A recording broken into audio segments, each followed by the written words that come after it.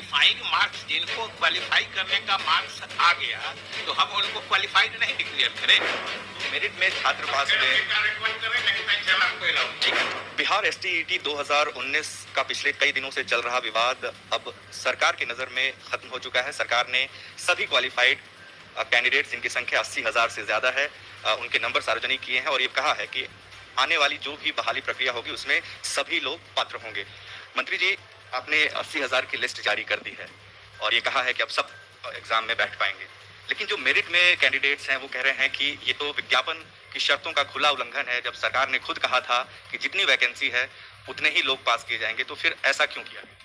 नहीं, एक चीज ये हमेशा समझ लीजिए कि ये पात्रता परीक्षा है, ये कोई नियुक्ति की परीक्षा नहीं है। जिस परीक्षा में पास किए बस नियुक्ति हो गई। ये आपको पात्रता देता है कि, और सबसे बड़ी बात है कि नियुक्ति की प्रक्रिया नियोजन इकाई वार होती है और हर नियोजन इकाई विज्ञापन निकालेगी 7वें चरण में, और उसमें जो सफल योग्य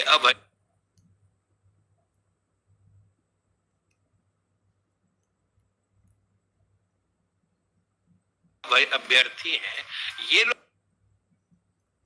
ये पात्रता परीक्षा है, ये कोई नियुक्ति की परीक्षा नहीं है। जिस परीक्षा में पास किए बस नियुक्ति हो गई। विज्ञापन में ये भी है कि मिनिमम क्वालिफाइंग मार्क्स क्या रहे, तो क्वालिफाइंग मार्क्स, जिनको क्वालिफाई करने का मार्क्स आ गया तो हम उनको क्वालिफाइड नहीं डिक्लेयर करें।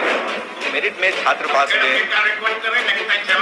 ठीक है, बिहार एसटीईटी 2019 का पिछले कई दिनों से चल रहा विवाद अब सरकार की नज़र में खत्म हो चुका है। सरकार ने सभी क्वालिफाइड कैंडिडेट्स, जिनकी संख्या 80,000 से ज़्यादा है, उनके नंबर सार्वजनिक किए हैं और ये कहा है कि आने वाली जो भी बहाली प्रक्रिया होगी उसमें सभी लोग पात्र होंगे। मंत्री जी, आपने 80,000 की लिस्ट जारी कर दी है और ये कहा है कि अब सब एग्जाम में बैठ पाएंगे, लेकिन जो मेरिट में कैंडिडेट्स हैं वो कह रहे हैं कि ये तो विज्ञापन की शर्तों का खुला उल्लंघन है। जब सरकार ने खुद कहा था कि जितनी वैकेंसी है उतने ही लोग पास किए जाएंगे, तो फिर ऐसा क्यों किया? नहीं, एक चीज ये हमेशा समझ लीजिए कि ये पात्रता परीक्षा है, ये कोई नियुक्ति की परीक्षा नहीं है। जिस परीक्षा में पास किए बस नियुक्ति हो गई। ये आपको पात्रता देता है कि, और सबसे बड़ी बात है कि नियुक्ति की प्रक्रिया नियोजन इकाई वार होती है और हर नियोजन इकाई विज्ञापन निकालेगी 7वें चरण में, और उसमें जो सफल योग्य अभ्यर्थी हैं ये लोग उसमें आवेदन करेंगे। और जिस मेधा सूची या मेरिट लिस्ट की बात हो रही है कि वो मेरिट लिस्ट तो वहां बनेगा ना, ये तो बिल्कुल सही है, क्योंकि उसका नाम ही है टीचर्स एलिजिबिलिटी टेस्ट। लेकिन जो आपने विज्ञापन जारी किया उसमें आपने साफ तौर पर यह लिखा हुआ है कि विषयवार एवं कोटिवार पद का विवरण उपलब्ध कराए जाने के बाद कुल पद के बराबर अभ्यर्थियों का विषयवार एवं कोटिवार मेधा सूची तैयार किया जाएगा। ये बिहार सरकार का विज्ञापन है सर। विज्ञापन में ये भी है कि मिनिमम क्वालिफाइंग मार्क्स क्या रहे, तो क्वालिफाइंग मार्क्स, जिनको क्वालिफाई करने का मार्क्स आ गया तो हम उनको क्वालिफाइड नहीं डिक्लेयर करें। मेरिट लिस्ट तो अपने जगह पर है, लेकिन हमने उसी विज्ञापन में ये भी कहा है कि जिनको इतना प्रतिशत, सामान्य के लिए 50 और रिजर्व के लिए 45% मार्क्स है, ये क्वालिफाइंग मार्क्स होगा। तो जिनको इतना मार्क्स आ गया तो हम उनको क्वालिफाई डिक्लेयर नहीं करें। जब सरकार के विज्ञापन में ही भी ये भी बात है तो वो क्वालिफाइड है, और जो क्वालिफाइड है, और आप अभी तो ये तो 19 की बात है, ये तो 19 की बात है। अभी तो 2011 के जो पास है सरकार, केंद्र सरकार के फैसले के मुताबिक उनकी भी पात्रता बन गई है। तो इसमें तो वैकेंसी के बराबर तो लिस्ट वहां बनता है ना जहां पर नियुक्ति की प्रक्रिया होती है, यहाँ तो पात्रता की प्रक्रिया है। इसलिए ये फर्क हमेशा समझा जाए। माध्यमिक शिक्षा के निदेशक ने बिहार बोर्ड को ये लेटर लिखा था 30 सितंबर 2019 को, और उसमें उन्होंने साफ लिखा था कि इस क्रम में यह भी सूचित करना है कि माध्यमिक शिक्षक पात्रता परीक्षा 2019 में माध्यमिक और उच्च माध्यमिक प्रक्षेत्र अंतर्गत विभाग द्वारा माध्यमिक शिक्षक पात्रता परीक्षा 2019 के लिए उपलब्ध कराई गई रिक्तियों के बराबर अभ्यर्थियों को उत्तीर्ण कराया जाए। इसका मतलब साफ है कि जितनी 37,000 वैकेंसी थी उतने लोगों को ही आपको पास कराना था सर। आपने कहा कि ये पात्रता परीक्षा है, मेरिट इसमें नहीं था, लेकिन ये हाई कोर्ट में बिहार बोर्ड ने ये काउंटर दिया हुआ है और इसमें साफ लिखा हुआ है कि that STET 2019 had not been a qualifying examination, rather it was is in the nature of competitive examination to select the best teacher. Sir ये सारी बातें तो आपने ही लिख कही हुई है सर। आप ये बात दूसरी बार बोल रहे हैं और हम भी आपको वो चीज दूसरी बार बता रहे हैं कि ये तो मेरिट जो है, कोई भी बताइए कि कोई भी परीक्षा होती है उसमें जो अंक आते हैं तो उसके आधार पर मेरिट लिस्ट बनता है कि नहीं बनता है? उसके आधार पर मेरिट लिस्ट बनता है, लेकिन वो मेरिट लिस्ट किस चीज के लिए है? वो पात्रता का मेरिट लिस्ट है ना, नियुक्ति का मेरिट लिस्ट नहीं है। ये फर्क समझना चाहिए।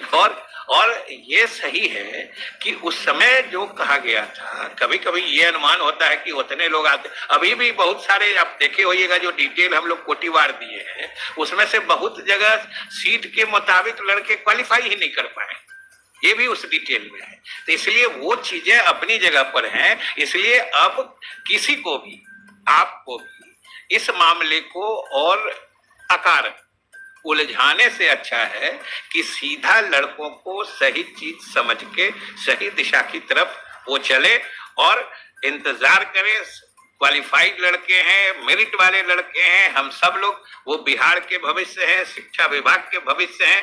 हम उनसे यही कहेंगे कि छठे चरण की नियुक्ति समाप्त होने दें, सातवें चरण की नियुक्ति के लिए नियोजन इकाईवार जो हमारे जिला परिषद हैं, जो हमारे नगर निकाय हैं, वो विज्ञापन जारी करेंगे, वो उसमें आवेदन करें।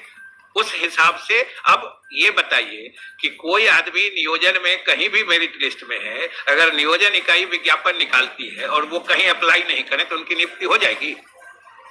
तो फिर सवाल ये आ रहा है सुप्रीम कोर्ट की गाइडलाइन है, सुप्रीम कोर्ट ने साफ कहा हुआ है कि विज्ञापन में कोई बदलाव नहीं किया जा सकता। सर एक आखिरी सवाल, विज्ञापन में कोई बदलाव नहीं किया, अब आपको सब बात कर दिया सर। जो मेरिट में छात्र पास हुए, नेक्स्ट टाइम से आपको अलाउ। ठीक है, तो बिहार के शिक्षा मंत्री जिन्होंने अपनी पूरी बात रखी और ये कहा कि चूंकि ये पात्रता परीक्षा थी और उम्मीद नहीं की गई थी कि इतने ज्यादा अभ्यर्थी इस परीक्षा में शामिल होंगे, इसलिए जो रिजल्ट है वो बाद में बढ़ा है और तकरीबन 80,000 से ज्यादा जो अभ्यर्थी हैं अब वो इस परीक्षा में पास हुए हैं। और आने वाले 7वें चरण या फिर उसके बाद जो भी बहाली प्रक्रिया होगी उसमें न सिर्फ 2019 STET के पास अभ्यर्थियों को मौका मिलेगा, बल्कि अब जबकि टीटी के सर्टिफिकेट की वैलिडिटी लाइफ टाइम हो चुकी है, तो 2011 के वो कैंडिडेट जिनकी उम्र सीमा आने वाले चरणों के लिए पात्र होगी, उन्हें भी आगे मौका मिलता रहेगा।